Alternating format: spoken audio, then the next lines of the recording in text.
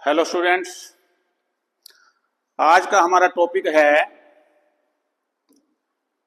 Percentage का ही ये second part है, एडवांस लेवल। लास्ट जो वीडियो था परसेंटेज का, उसमें जो बेसिक रूल्स है वो बताए थे मैंने 5।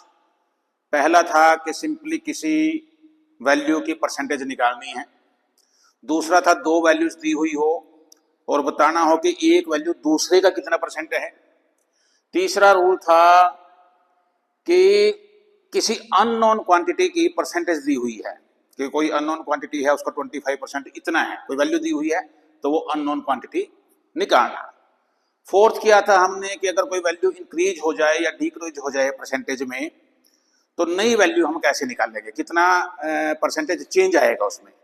और फिफ्थ टाइप कराया था कि जैसे स्टूडेंट्स के मार्क्स आते हैं, टोटल मार्क्स पता हो हमें, ऑब्टेन्ड मार्क्स पता हो, तो परसेंटेज मार्क्स कैसे निकालते हैं, या परसेंटेज मार्क्स पता हो, टोटल मार्क्स पता हो तो कितने ऑब्टेन्ड मार्क्स आए। ये 5 टाइप किए थे।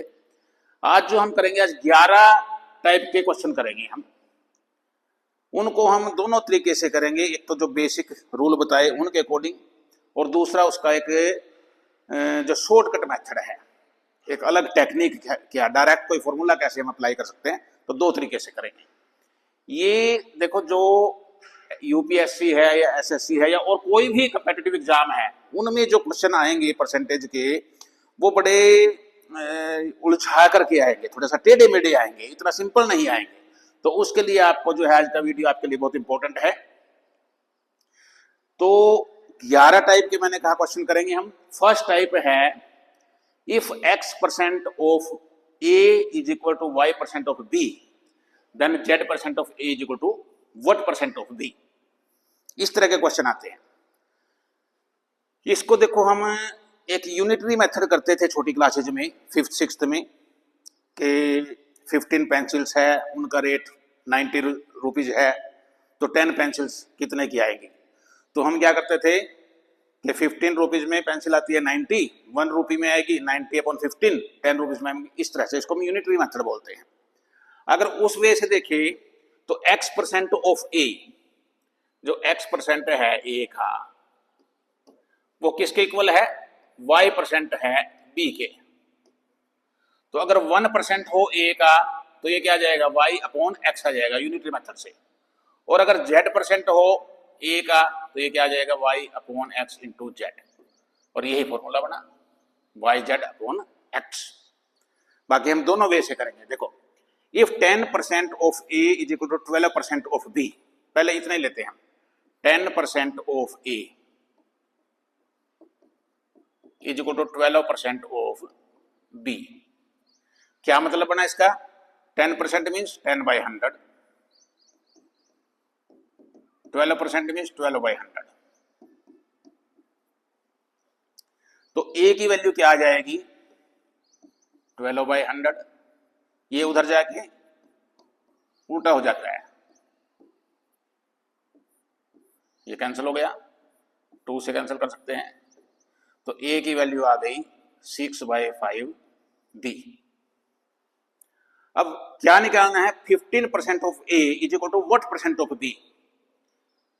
15% of a is equal to what percent, x% मान लेते हैं, x% ऑफ b।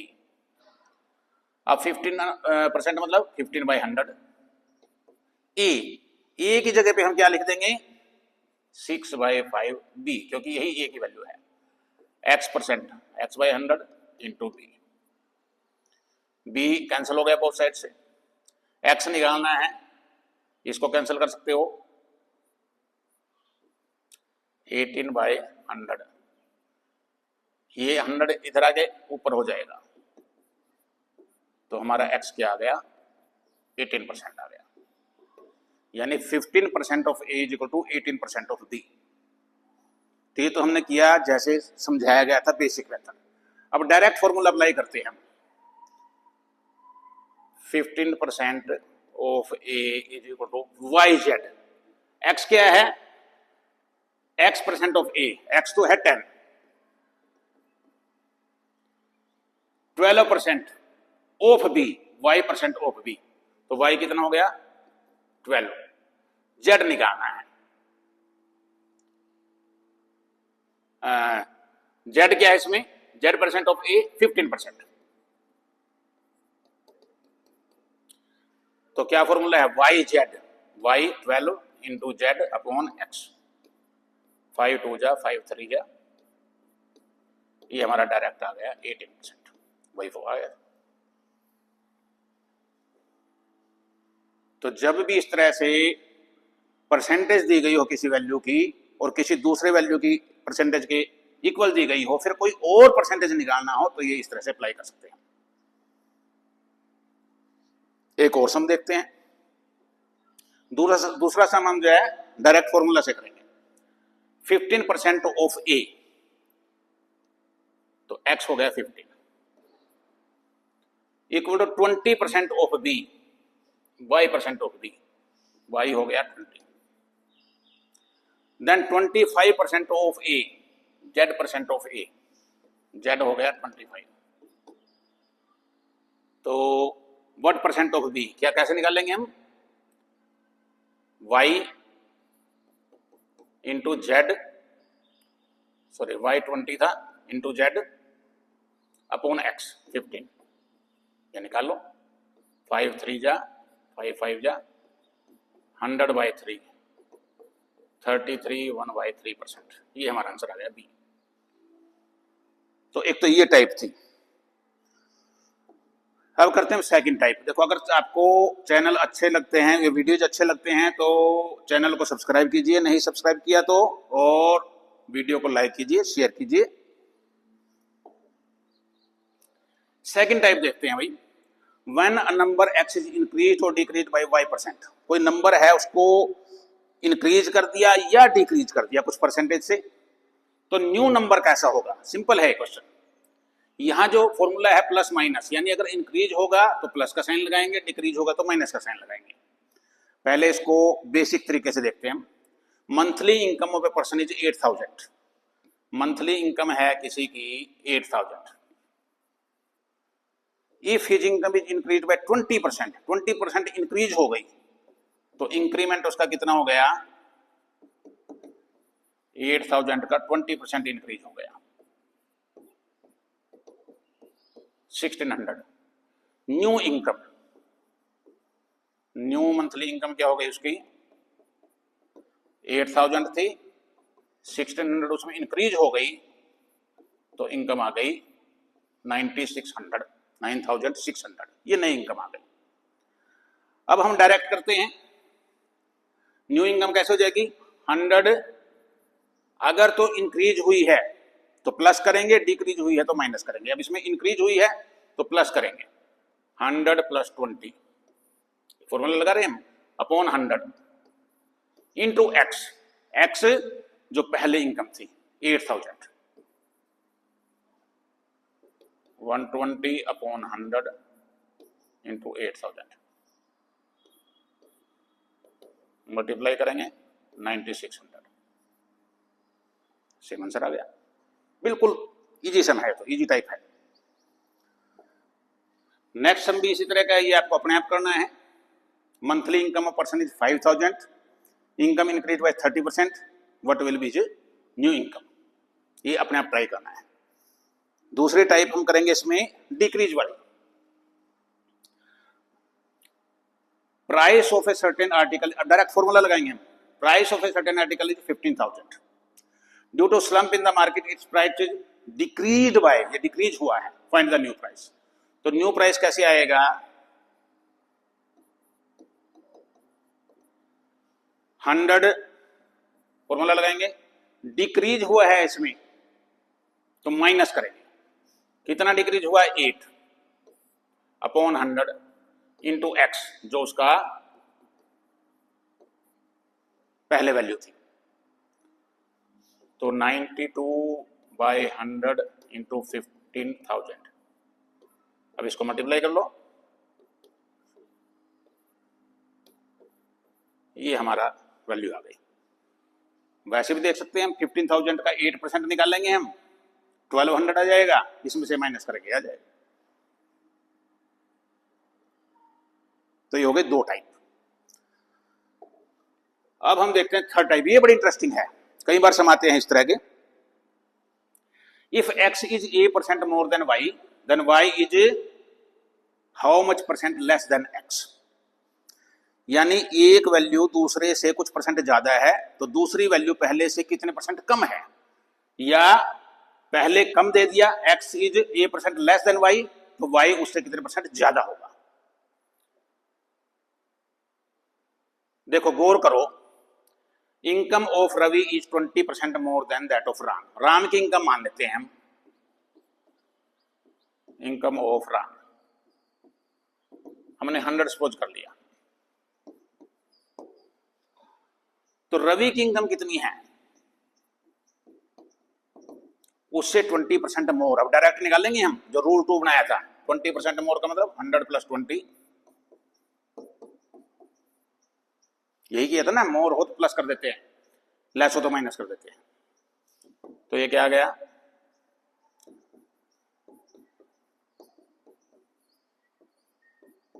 120।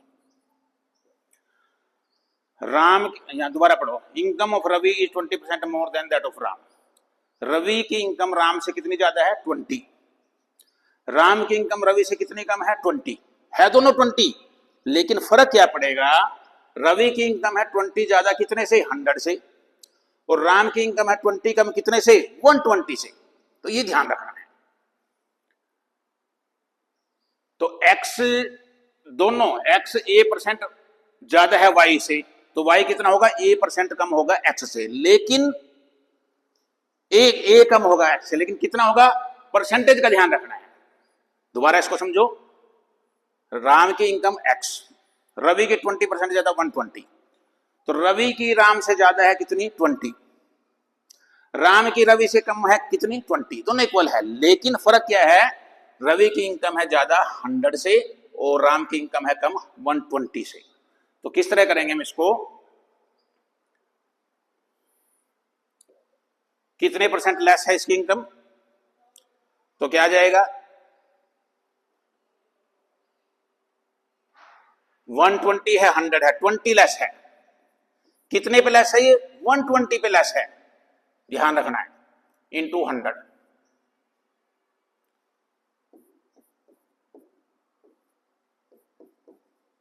ये आ गया 16 2/3%। फॉर्मूला लगा के देखते हैं, x is a% more than y, तो ये 20% मोर है, तो कितने परसेंट लेस होगी, a 20, नीचे 100 मोर है तो प्लस करेंगे, into 100।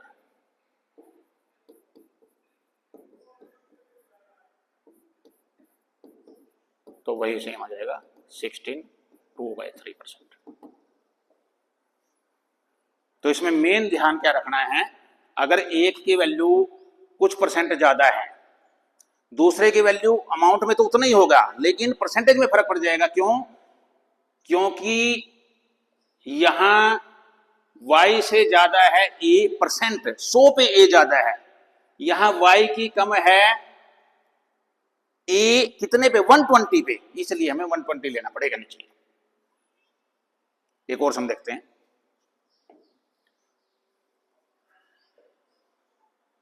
a salary 20% less than b, यहां लेस आया है, b salary is more than a, direct formula लगाओ, लेस वाला लगाएंगे इसमें। तो a 20, अब इसमें लेस है तो माइनस होगा, इंटू 100, बिल्कुल सिंपल हो जाएगा। जब आप शॉर्टकट मेथड करोगे तो ज्यादा टाइम लगेगा नहीं, बिल्कुल सिंपल समझ जाएंगे। 25%, तो ए की सैलरी बी से 20% लेस है, तो बी की ए से 25% ज्यादा है, तो ये आंसर आ गया।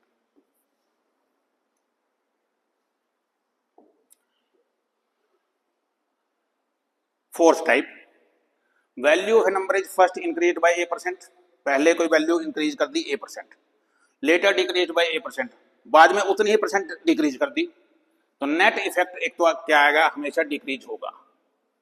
क्यों होगा, देखो 100 है, 100 से तुमने 20% इंक्रीज कर दिया, तो कितना हो गया 120। फिर डिक्रीज कर दिया 20%, तो यहां तो इंक्रीज किया था 100 का 20%, जो डिक्रीज किया है वो 120 का 20% किया है। 100 में 20 बढ़ा था, 120 में 24 लेस हो गया, तो इसलिए हमेशा लेस होगा। पहले इंक्रीज कर दिया, उतने ही परसेंट डिक्रीज कर दिया, तो हमेशा डिक्रीज होगा, क्योंकि जो इंक्रीज हुआ वो 100 पे हुआ और जो डिक्रीज हुआ वो 100 से बड़ी वैल्यू पे हुआ, इसलिए हमेशा एक तो ऐसे में डिक्रीज आएगा, ध्यान रखना है। फॉर्मूले के हिसाब से क्या आएगा, which is equal to a% of a। Formula तो डायरेक्ट है a स्क्वायर बाय 100%, लेकिन हम दोनों मेथड से करेंगे। Salary of a worker is first increase by 5%। मान लो पहले सैलरी थी उसकी, इनिशियल सैलरी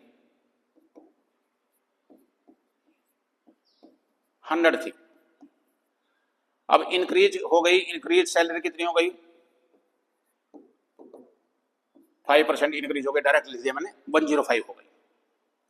अब डिक्रीज हो गई 5%, किस पे 105 पे, तो न्यू सैलरी क्या हो जाएगी उसकी,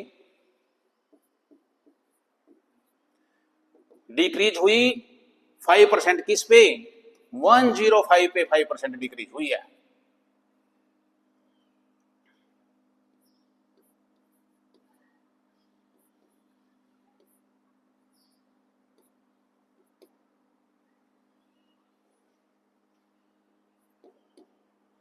$5.25 ये डिक्रीज हुई है, तो न्यू सैलरी क्या हो जाएगी 105 में से ये माइनस कर दिया हमने 99.75। अब कितना चेंज आया इसमें, पहले 100 थी, बढ़ के 105 हुई, घट के इतनी हो गई, तो नेट चेंज कितना आ गया, नेट चेंज यानी नेट डिक्रीज हो गया, तो ध्यान रखना 100 थी और 99.75, तो कितना डिक्रीज हो गई, इसमें से माइनस करेंगे 0.25%।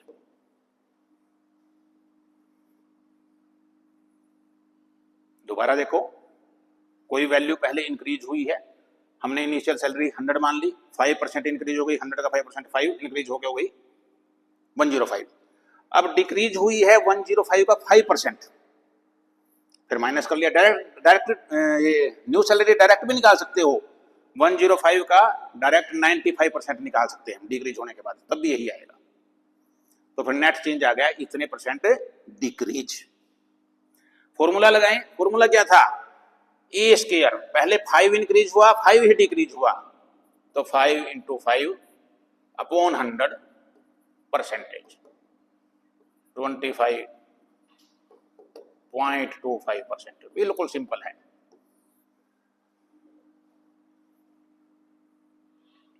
नेक्स्ट देखो एक सम और, if the value of a number is income of someone is first increased by 7% then decreased by 7%, what is change, change तो क्या होगा, हमेशा डिक्रीज होगा, ध्यान रखना है। कितना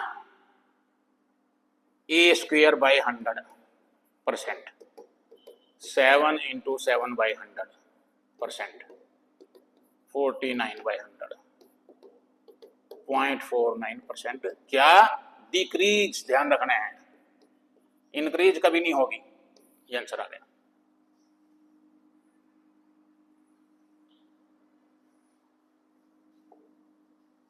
नेक्स्ट फिफ्थ टाइप,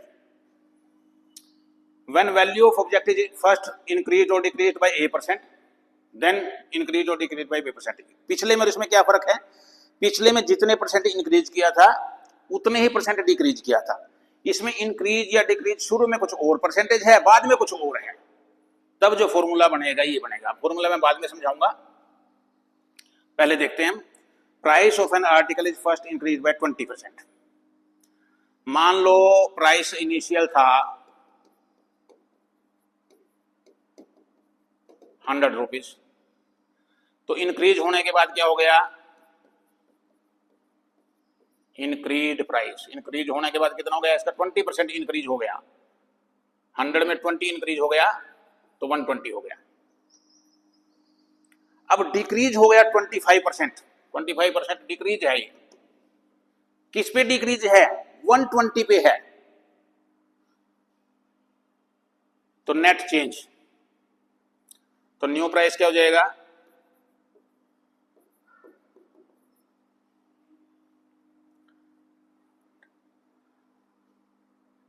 120 पे डिक्रीज हुआ 25%, यानी 25% लेस कर लेंगे हम,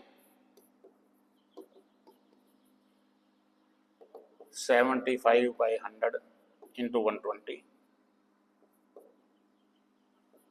25 से कैंसिल कर लो, 90 रुपीज। पहले 100 था, इंक्रीज हो गया 120 हो गया, फिर 120 का 25 डिक्रीज हुआ, तो न्यू वैल्यू, ये रूल बताया हुआ है आपको, रूल नंबर 2 जो आज वाले इसमें था, ये हो गया। तो 100 था, इंक्रीज हो गया 120 हो गया, फिर डिक्रीज हो गया 90 हो गया। तो नेट चेंज क्या होगा? आ गया उसमें नेट चेंज या परसेंटेज चेंज क्या आ गई? 100 में से अब 90 रह गया, 10% चेंज हो गया। कैसे? डिक्रीज हो गया। अब हम फॉर्मूला लगाते हैं, जब भी इंक्रीज की और डिक्रीज की परसेंटेज अलग अलग है तो नेट इफेक्ट क्या बनेगा?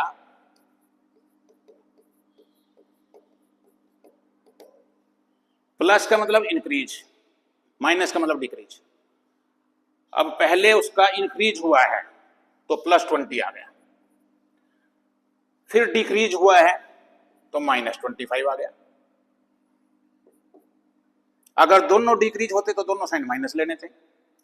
अब ऊपर मल्टीप्लाई करना है, इंक्रीज 20 तो प्लस का 20 है, डिक्रीज 25 माइनस का 25 है, अपॉन 100, और ये सारा परसेंटेज है। अब क्या आ गया? 20 - 5, 20 - 25 -5, ये कैंसिल कर सकते हैं हम, प्लस माइनस माइनस, ये भी -5 आ गया, तो -10%। यहां भी 10% था, डिक्रीज का मतलब माइनस। नेक्स्ट देखते हैं और, because of scarcity of rainfall price of land decreases bye 12% and its production also decrease by 4%। What is total effect? पहला डिक्रीज है -12, प्रोडक्शन भी डिक्रीज है -4, दोनों डिक्रीज है इसलिए माइनस साइन लिया, प्लस। अब इनको मल्टीप्लाई करेंगे, माइनस अपॉन 100, और सारा ये क्या आएगा आंसर? परसेंटेज में आएगा। -16 माइनस माइनस प्लस हो जाएगा, मल्टीप्लाई का 48/100, -16 प्लस 0.48। अब -16 में 0.48 प्लस करेंगे तो क्या आ जाएगा? -15.52। तो ये परसेंटेज हो गया। तो नेट इफेक्ट क्या हुआ? माइनस का मतलब लॉस हो गया हमें 15.52% का। तो शॉर्टकट मेथड करोगे तो बड़ा इजी रहेगा। 6th टाइप भाई, if the price of commodity increases और डिक्रीजेज बाय 8%, प्राइस जो है बढ़ गया या घट गया किसी चीज का, then decrease or increase in consumption so as not to increase or decrease the expenditure. देखो हमारा जो है एक्सपेंडिचर है कुछ ना कुछ, प्राइस बढ़ गया तो एक्सपेंडिचर क्या होगा? उतना ही रखना है, तो कोई ना कोई कम करना पड़ेगा। खर्चा जितना है वो सेम है, रेट बढ़ गया तो इसका मतलब कम चीज खरीदनी पड़ेगी, और अगर रेट घट गया खर्चा उतना ही रखना है तो हम ज्यादा खरीद सकते हैं। तो वो कितना कम या ज्यादा होगा? पहले तो सिंपल वे से देखो, price of A commodity is rate by 40%, initial price मान लो था 100,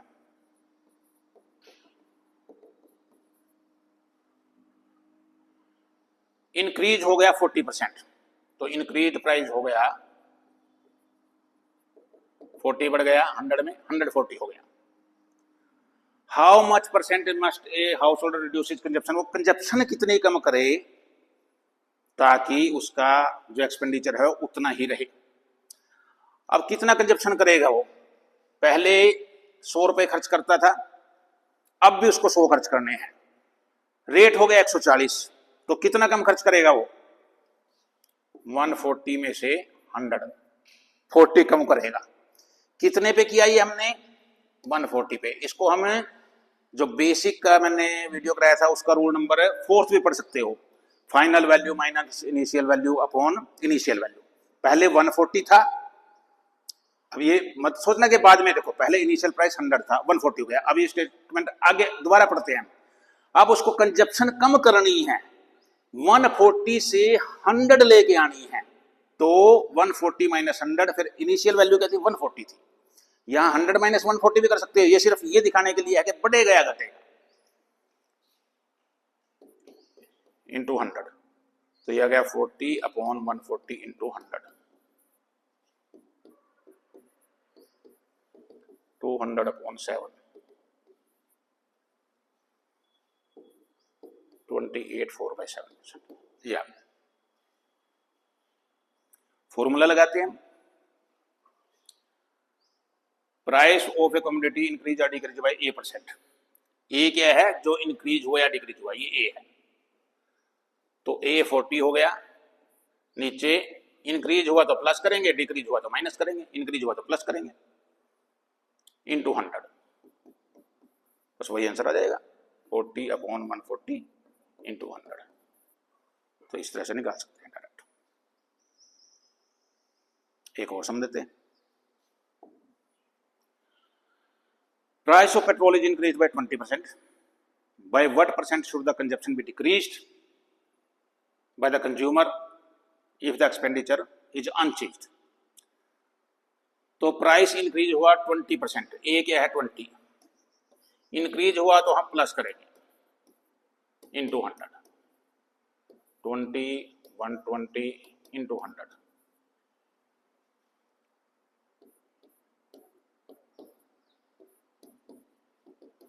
16 2/3, ये हमारा आंसर आ गया।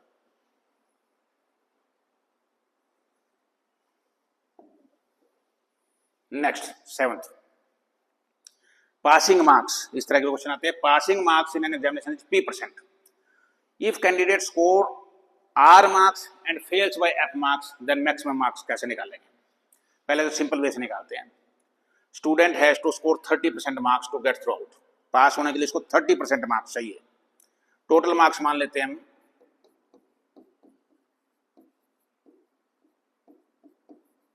X, तो उसको चाहिए 30% ऑफ X, ये चाहिए उसको पास होने के लिए।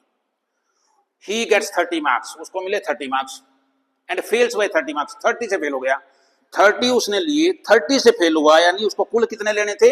60 लेने थे। 30 प्लस 30, 30 उसने लिए, 30 से फेल होगा मतलब 30 उसके कम आए हैं, ज्यादा आने चाहिए थे, इसलिए ऐड करेंगे।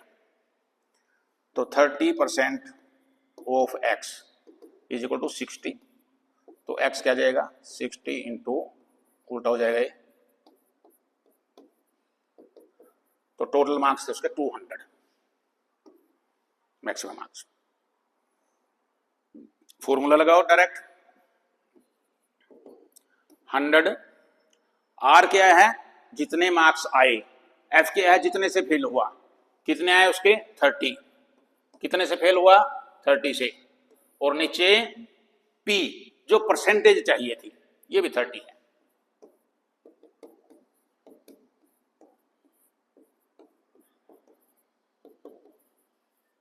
$200।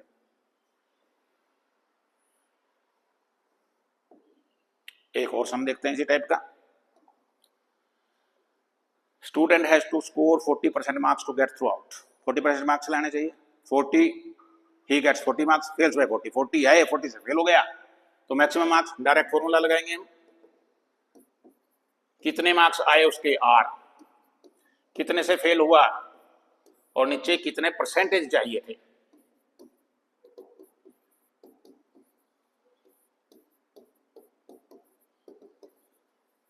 $200। ये हो गए 7 type. 8th type, candidate scores X% marks in an examination, fails by A marks. दो कैंडिडेट है, एक के X% मार्क्स आए और फेल हो गया वो A मार्क्स से, another candidate scores 5% and gets B marks more. पहले कैंडिडेट ने तो X% मार्क्स लिए और A मार्क्स से फेल हो गया, दूसरे ने Y% मार्क्स लिए और B उसके ज्यादा आए, मिनिमम रिक्वायर्ड पासिंग मार्क्स से ज्यादा, देन मैक्सिमम मार्क्स कैसे निकालेंगे? पहले तो वैसे देखते हैं सिंपल वे से। Candidate scores 25% and fails by 60%। मान लो टोटल मार्क्स 100 है, 100 है, मैक्सिमम मार्क्स, टोटल या मैक्सिमम मार्क्स एक ही बात है, उसको मिले 25% ऑफ एक्स और 60 से फेल हो गया। कभी भी जितने से फेल हो गए वो ऐड करने पड़ेंगे हमें पासिंग मार्क्स निकालने के लिए, क्योंकि इतने कम थे उसके। तो 25% लिए, 60 से फेल हुआ, 60 ऐड करके पासिंग मार्क्स आ गए। दूसरे कैंडिडेट ने 50% लिए और उसके 40 मार्क्स ज्यादा हैं, तो पासिंग मार्क्स कितने थे? इससे 40 कम थे, ज्यादा है ना, ये जो परसेंट लिए उसने मार्क्स, ये 40 ज्यादा है, तो इसमें से 40 माइनस करेंगे तब वो मार्क्स आएंगे जो जरूरी थे। तो 25/100 x plus 60, 50/100 x minus 40। X x एक साइड में ले लो, 50/100 x, इसको इधर ले आएंगे, माइनस हो जाएगा 60, 40 को इधर लेके आएंगे, प्लस हो जाएगा। तो 100 इज इक्वल टू, ये एलसीएम लेके करोगे, एलसीएम 100 आएगा, 50 माइनस 25, 25/100 आ जाएगा। तो x क्या आ गया? 100 इंटू, ये उल्टा हो जाएगा, 100/25, 400। फॉर्मूला लगाते हैं अब हम, सम ऑफ स्कोर्स। स्कोर्स कितने थे? A प्लस बी, ध्यान रखना है, जितने से फेल हुआ या जितने ज्यादा लिए। कितने से फेल हुआ ये? 60 से, और दूसरे ने 40 ज्यादा लिए। ये तो सम ऑफ स्कोर्स हो गया। y माइनस एक्स, परसेंटेज में डिफरेंस, एक के 25% थे, एक के 50, तो 50 माइनस 25 और 100 साथ में लेना है, तो 100 इंटू 125, वही 400 आ गया। तो डायरेक्ट फॉर्मूला लगाएंगे 100 into sum of scores. Actual में तो ये भी डिफरेंस ऑफ स्कोर्स है, देखो ध्यान से समझो, ये कोई नंबर लाइन है। एक बच्चे ने तो लिए 40 मार्क्स ज्यादा, इसने 40 मार्क्स ज्यादा लिए हैं, यहां मान लो 40 मार्क्स मान लिया जाता है। दूसरे ने लिए 60 मार्क्स लेस, इसके माइनस 60 है। तो टोटल तो डिफरेंस कितना हो गया? इसने 40 ज्यादा लिए, इसने 60 कम लिए, तो टोटल डिफरेंस तो कितना हो गया? 100 का ही हो गया इसका। तो इसलिए है तो ये भी एक्चुअल डिफरेंस ही, लेकिन हम फिर भी इसको सम ऑफ स्कोर्स लिखते हैं, क्योंकि नंबर लाइन को समझना एकदम आसान नहीं होता। तो डायरेक्ट हम इसको करेंगे कि जो तो जितने मार्क्स से फेल हुआ या जितने ज्यादा हुए उनको प्लस करेंगे, नीचे जो परसेंटेज है उसको माइनस करेंगे, इंटू 100। एक और सम देखते हैं। Candidate scoring 25% marks in an examination fails by 80 marks. Another candidate 40% marks लेता है, 40 मार्क्स मोर है उसके, मैक्सिमम मार्क्स निकाल लेंगे। कैसे? सम ऑफ स्कोर्स, 80 मार्क्स से फेल हुआ, दूसरे के 40 मार्क्स ज्यादा है, नीचे डिफरेंस इन परसेंटेज, 25 है परसेंट, 40 है,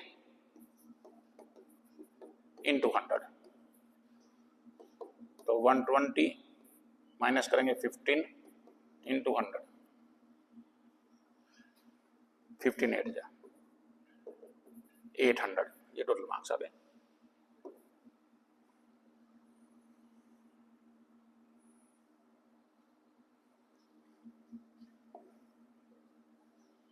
नाइन्थ, ये आसान है टाइप और इंपॉर्टेंट है। Suppose in an examination x% of total number of students failed in subject A. कुछ परसेंट बच्चे एक सब्जेक्ट में फेल हो गए। y% ऑफ total number of students failed in subject B. कुछ और परसेंटेज जो है दूसरे सब्जेक्ट में फेल हो गए। z% fail in both. कुछ बच्चे ऐसे हैं जो दोनों में फेल है, वो z% है। तो परसेंटेज ऑफ फेल अगर निकालना हो आइदर सब्जेक्ट में, जो कम से कम एक सब्जेक्ट में फेल हुआ है, x plus Y minus Z, जो दोनों में फेल हुआ है उसको माइनस करना है, और फिर पास निकालेंगे तो इसको 100 में से माइनस कर देंगे। देखो, इन an examination 20% of total number of students failed in history. मान लो टोटल स्टूडेंट्स थे 100,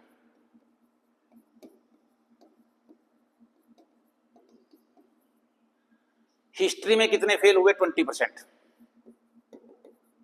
फेल्ड इन हिस्ट्री। 100 का 20%, 20 हो गया। फेल्ड इन हिंदी कितने? 15%। 100 का 15%, 15 हो गया। फेल्ड इन बोथ 5%, दोनों में फेल हो गए। ये है कंडीशन। तो failed in only history,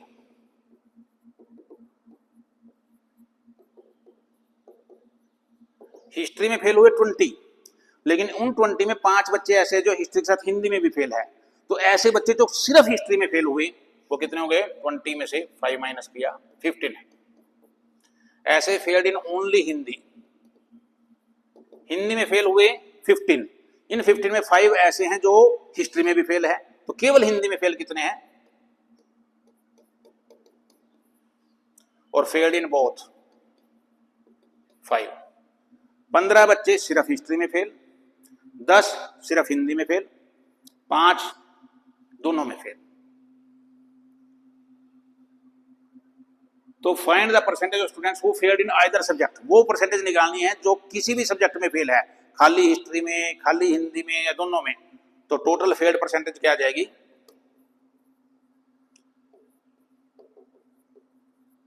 in either subject 15, 10, 5। Total जो बच्चे फेल हुए वो 30 हो गए। तो पास कितने हो गए? पास परसेंटेज 100 में से 30 माइनस कर दिया, 75% पास हो गए। अब डायरेक्ट फॉर्मूला लगाएं। फेल्ड कैसे हुए? एक्स क्या था? जो एक सब्जेक्ट में फेल हुए, वाई जो दूसरे में फेल हुए, जेड जो तीनों में फेल हुए। तो फेल कितने हुए? X plus Y minus Z, 20 plus 15 minus Z, 20 plus 15 35 minus 5 30%, वही आ गया। तो सिंपल डायरेक्ट फॉर्मूला लगाएंगे। एक सब्जेक्ट में फेल, दूसरे में फेल, जो दोनों में फेल है वो माइनस करना है। अब पास वाले कितने आएंगे? 100 में से इसको माइनस कर देंगे। एक समय और देखो, फिर समझ में आएगा और चित्र है। इन an examination 34% students failed in mathematics. Mathematics में 34%, इंग्लिश में 42, 20% दोनों में फेल है। तो what is percentage of students who passed?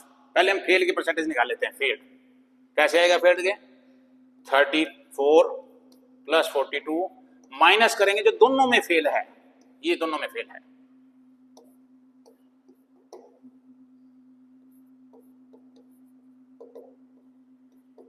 %50, 56। तो पास क्या आ जाएगा?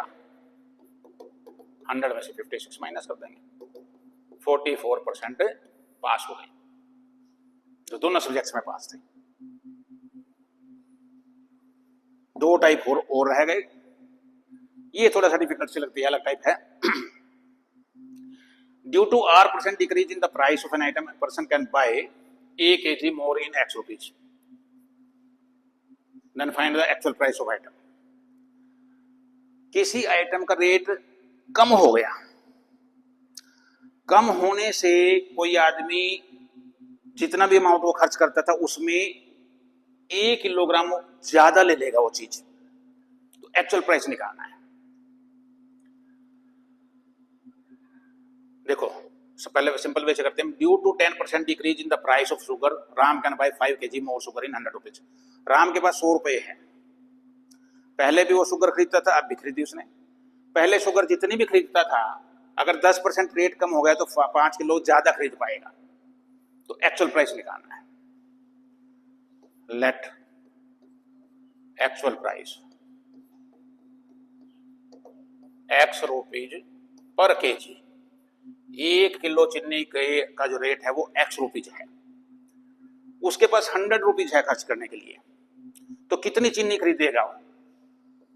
Quantity of sugar he can purchase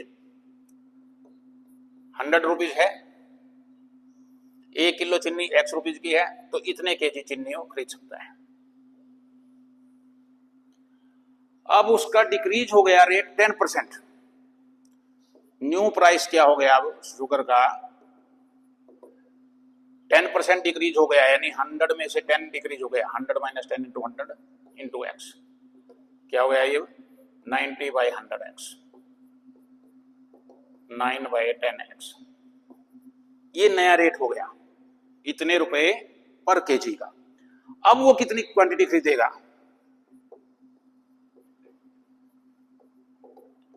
100 rupees थे, अभी 100 है, 100 को डिवाइड करेंगे हम किससे? इससे,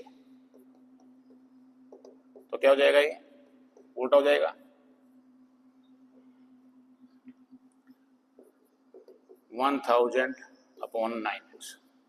पहले वो 100 रुपीज में 100/x इतने किलो चीनी खरीदता था, अब प्राइस डिक्रीज होने से इतने खरीद सकता है। तो ये पहले है क्वांटिटी शुगर की, ये बाद की है, और इन दोनों में डिफरेंस कितना है? 5 केजी का। उसने कहा कि बाद में जो चीनी खरीदी उसने 5 केजी ज्यादा है, तो क्या मतलब हुआ इसका? 1000/9x minus 100/x is equal to 5 KG. LCM आ जाएगा 9x।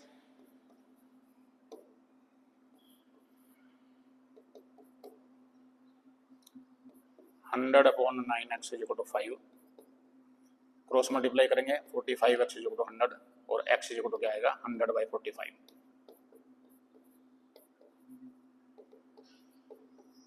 ये उसका एक्चुअल प्राइस था 2/9 रुपीज। अब हम इसको करते हैं फॉर्मूले से।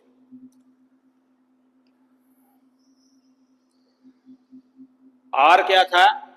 डिक्रीज इन प्राइस, यानी ये आर है। आर हो गया 10%। एक्स क्या था? Person can buy a KG more rupees in x, जो अमाउंट थी। इसमें कितनी अमाउंट है इसके पास? 100 है।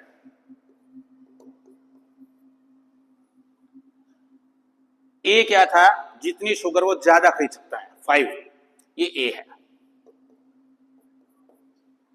तो कैसे आएगा भाई actual price? R 10 into x 100, नीचे 100 प्लस आर। अब ध्यान रखना है, प्राइस डिक्रीज होगा तो माइनस करेंगे, इंक्रीज होगा तो प्लस। अब ये डिक्रीज है तो 100 माइनस आर हो जाएगा। आर कितना है? 10। तो R X 100 minus R into A, A कितना है? 5। तो ये क्या आ गया जी? 1090 इंटू 5, 0 से 0, वही आ गया 20/9, 2/9। तो ये डायरेक्ट फॉर्मूला ध्यान रखना है।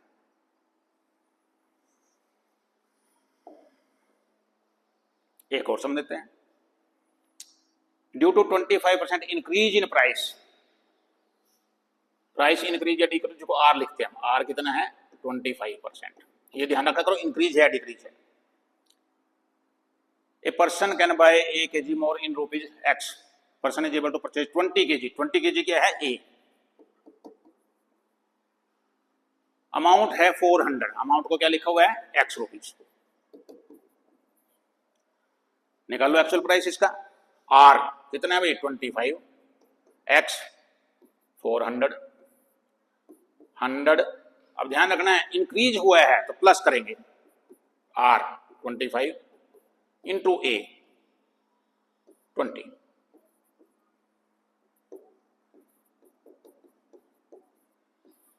125 इंटू 20।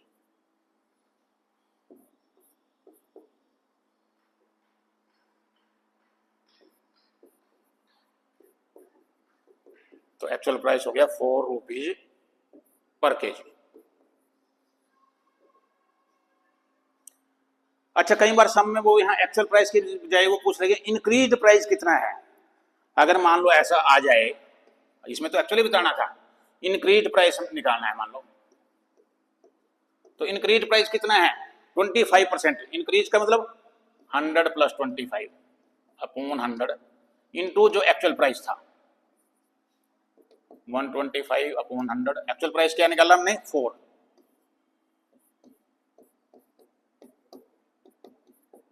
तो ये 5 आ जाएगा। लेकिन अभी जो फॉर्मूला है वो एक्चुअल प्राइस का है, ये एक्चुअल प्राइस है।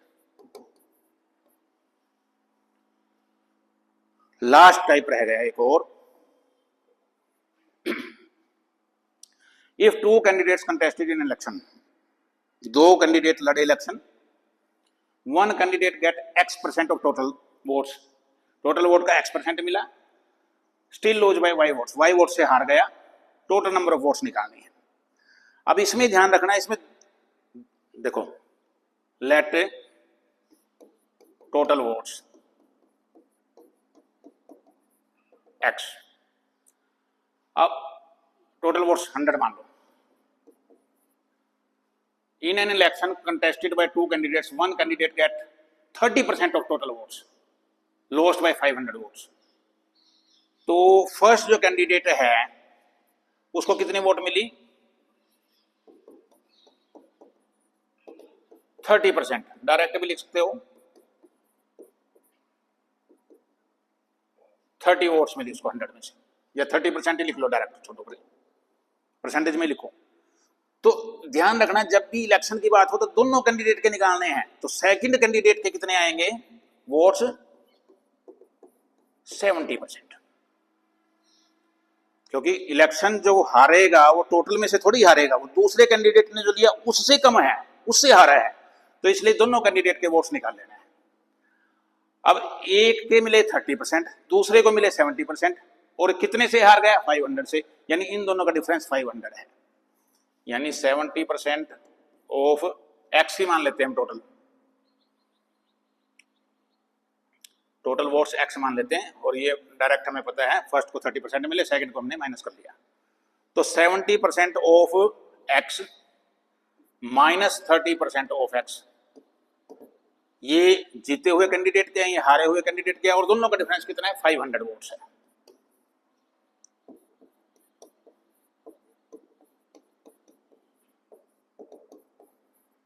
तो माइनस करेंगे 40/100, तो X आ गया 500 इंटू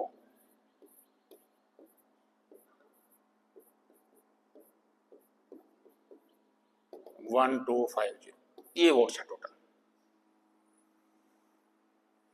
अब डायरेक्ट निकालना हो तो ध्यान रखना है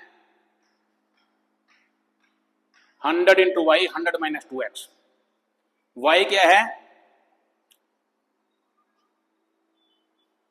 जितने से फेल हार गया वो वाई है। अब इस केस में कितने से हार गया ये 500 से, तो 500 तो वाई हो गया। 30% उसने लिए X%, X क्या है 30% लिए,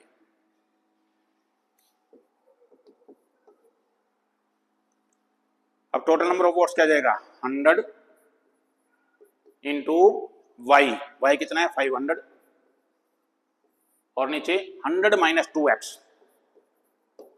30 का डबल माइनस करेंगे।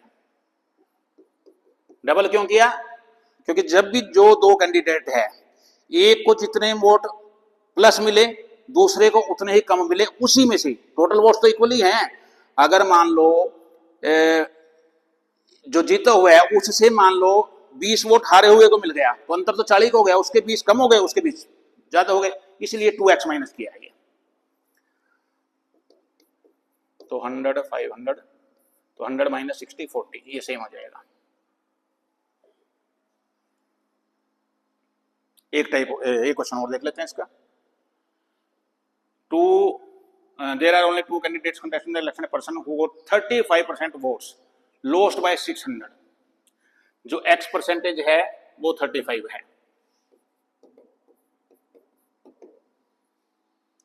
लोस्ट बाय 600, तो Y कितना है 600 है। तो टोटल वॉट्स कितना जाएगा 100 into y upon 100 minus 2x 2 into 35 100 minus 70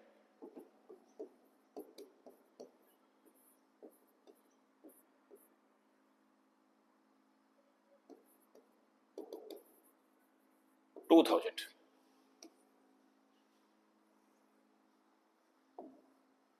तो ये आज की वीडियो में 11 टाइप के सम हो गए और मैं समझता हूँ मैक्सिमम इसमें परसेंटेज कवर हो गया। तो आपको एक बार फिर रिक्वेस्ट करता हूँ, चैनल सब्सक्राइब नहीं किया सब्सक्राइब कीजिए, वीडियो अच्छे लगते हैं तो लाइक कीजिए, शेयर कीजिए। Thank you, thanks a lot.